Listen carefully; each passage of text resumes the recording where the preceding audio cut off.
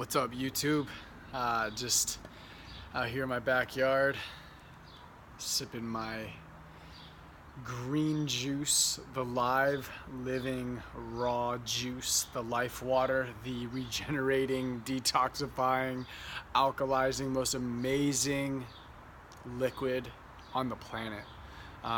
It's actually the same green juice that I made in my last video, but if you missed it, it's got an entire bundle of dandelion.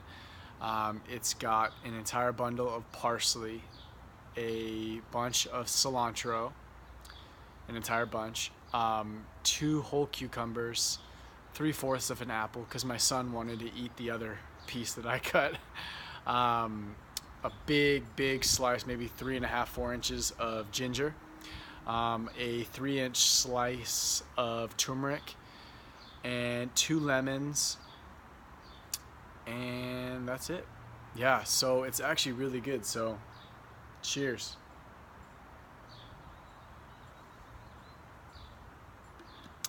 Oh my gosh, it's seriously, the apple makes it where it actually tastes good. So the other one tasted good too, but it was more like this refreshing, knowing what the juice is doing kind of thing. So it's like it makes it better because you just know it's like cleansing you and replenishing you and hydrating you and all these things. And so it almost makes it taste good, even though it might not taste the best. It's a little bitter, sometimes a little sour with the ginger and the lemon, but it's really not bad at all. But this, you put a little bit of apple in there, game changer. So just if you check out the last video and you tried it, maybe it's a little too strong for you, try putting a little bit, maybe half of an apple. It doesn't matter what kind of apple. Mine was a Gala apple, or Gala, I'm not quite sure how you say it. But yeah, it made a big difference, so give that a shot. So today I am on day 25 of the cleanse. I'm on day 25, so I've got 3 days left. Sunday's my last day. Easter Sunday is sort of how I'm breaking the detox, and I haven't decided yet if I'm actually going to break it with a meal, like a cooked meal, or if I'm just going to continue to keep going to see how long I could take this thing.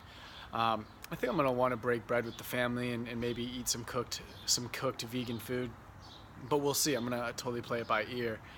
But today's been kind of a very unique day. I haven't had a lot of days like this where my energy has been solid but grounded, way more grounded today. You'll see me usually in these videos, I'm really upbeat and I have a lot to say and I almost can't even get through it all because there's just so much going on. Today's a lot more melancholy. I feel more chill, just more relaxed, and the detox symptoms, which usually consist of very frequent bowel movements, going pee a lot, maybe stinking a little bit more than usual because I'm sweating through my glands and I'm detoxing a lot of this old stuff. The frequency of bowel movements is about 2 or 3 times a day. I know you don't really care about that, but it's gone down. It was a little bit more, but that's a good thing. You know that you should be going poop at least 2 or 3 times a day. And if you're not, you're mildly constipated. If you're only going once a day, that's a mild form of constipation. So, I remember reading when I was becoming a certified holistic nutritionist, I was reading this book by T. Colin Campbell, and he said that when he's assessing patients, I believe it was T. Colin Campbell, said that when he's assessing patients, the first question to determine their health is how many bowel movements do you have a day. And I found that fascinating. I would have never thought that. You'd think you'd go to the scale or your blood pressure or your cholesterol, things like that. But no, it's how many times you go into the bathroom a day. And I think that's a very clear sign a clear teller of overall health. Because if you're eating 3 meals a day and you're only going to the bathroom once a day, it doesn't equal out. Like, you're gonna have a lot of extra waste sort of sitting in you, and that waste, even if it's just a little bit, even if you're like, yeah, but Jess, my morning bowel movement is huge, I'll bet you it's still not 3 or 4 in some cases meals worth, if you really check that. And so it accumulates, in time. You have a little left over from the Monday, Tuesday, Wednesday, Thursday, Friday, and before you know it, like I said, mild form of constipation, you start to get these you start to get bloating, you start to get autoimmune, you start to get SIBO, small intestinal bacterial overgrowth, leaky gut, and a lot of other issues, cancers. This is usually where that starts to form. But spring is back. I'm sorry to digress real fast. Did you hear the birds? Oh, they're everywhere. They're all up in the tree too. It's springtime, man. It's almost April.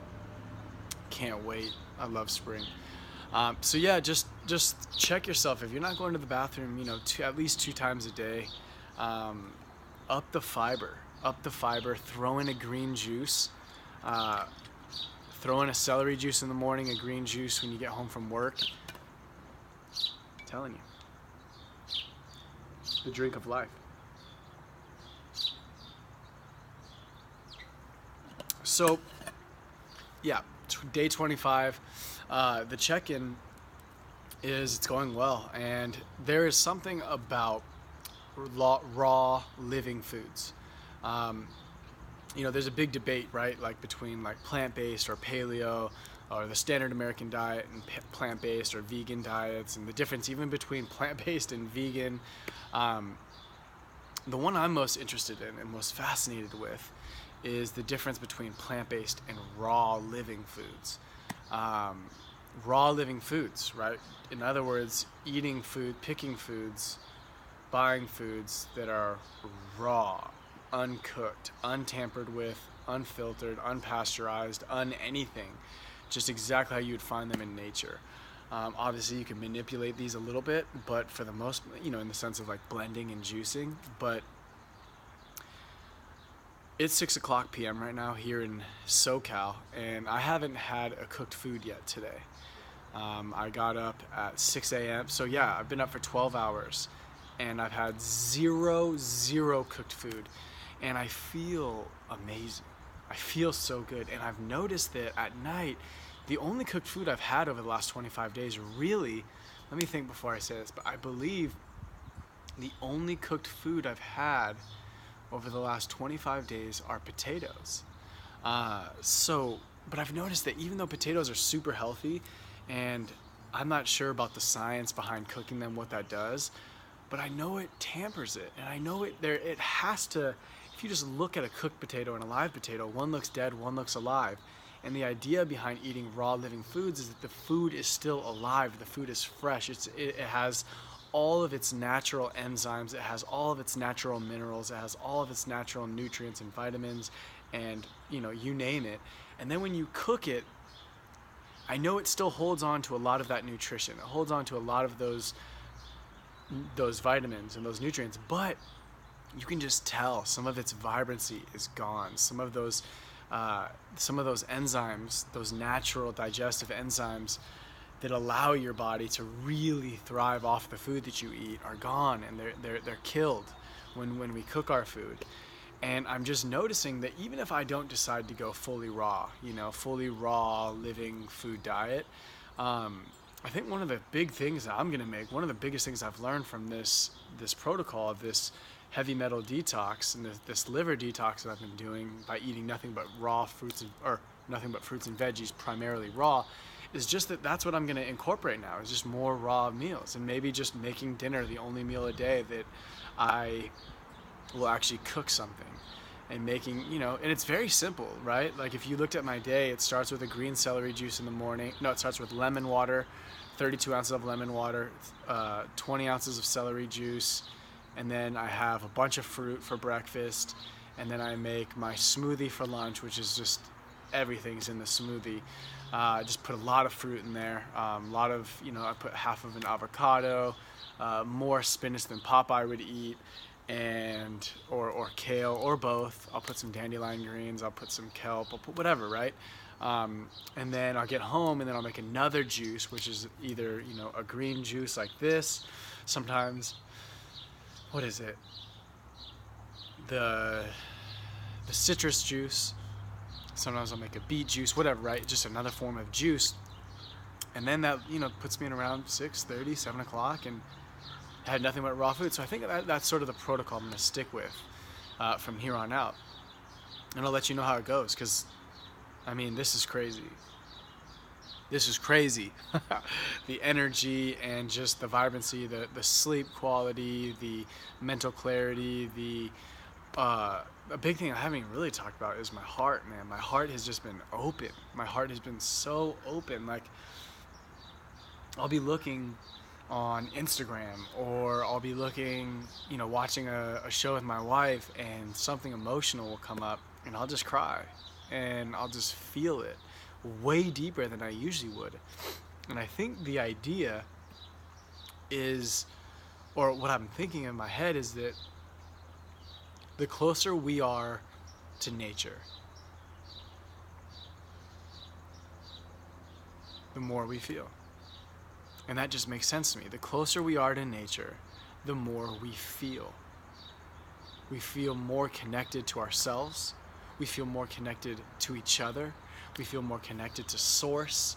We feel more connected to nature itself. And I think that when we feel more connected, it's a lot easier to feel empathy, to feel compassion, to feel joy, to feel alive. And that's why eating raw, living foods that just are at their full potential, that haven't been tampered with, that are put here by Gaia, by Mother Nature, by God, by Source, to heal and to replenish and to give us, everything that we need. Like Hippocrates said, right? Let food be thy medicine, and medicine be thy food. I think he said that because the food that is here in its natural living form is enough. It's enough for us to thrive and to feel great and to just, live an awesome life that you love. And I'm living an awesome life that I love. I really am. I have epiphanies every day. I just had this brand new idea, which, stay tuned, I'm going to be bringing it to you guys soon. But every day I have these epiphanies. My time with my son gets more and more special, more mindful.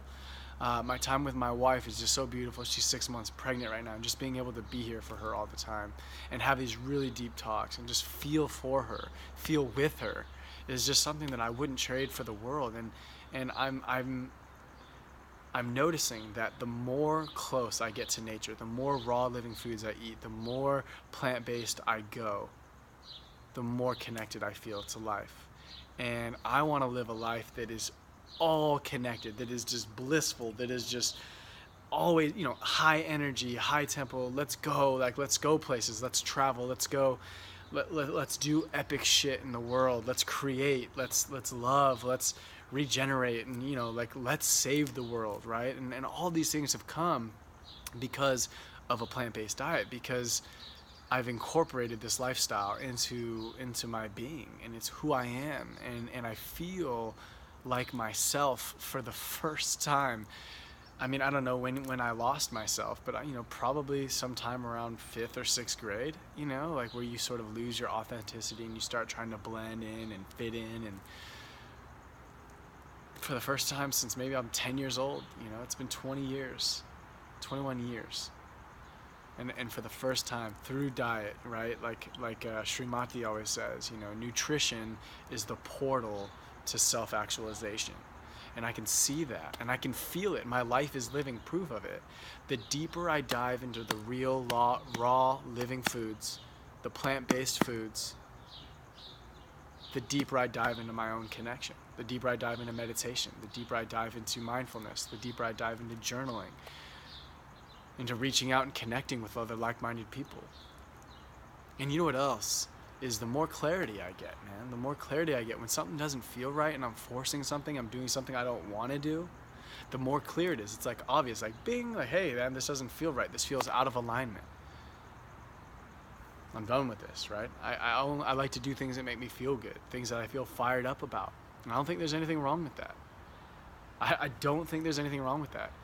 And I think a lot of us get caught up with the shoulds. Like, I should be doing this. I should call this person back. I should send this email. I should get up earlier for this thing that I don't really want to do, but I should do. And if your life becomes shoulds, you're living for other people. You're living for others. You're doing things that you should do instead of things that you want to do. And I think life should be full, constantly full of things that we want to do. It should be a scheduled in, mandatory thing that we cancel all other plans for, to make time for things that we want to do. Even if it seems like it's selfish, it's not selfish. If it's self-care, it's not selfish. Like Srimati and Rich Roll always say, it's self-full. It's not selfish, it's self-full. I have to make myself full. I have to fill my cup up first so I can fill yours, or help you fill yours up, so I can give from my overflow.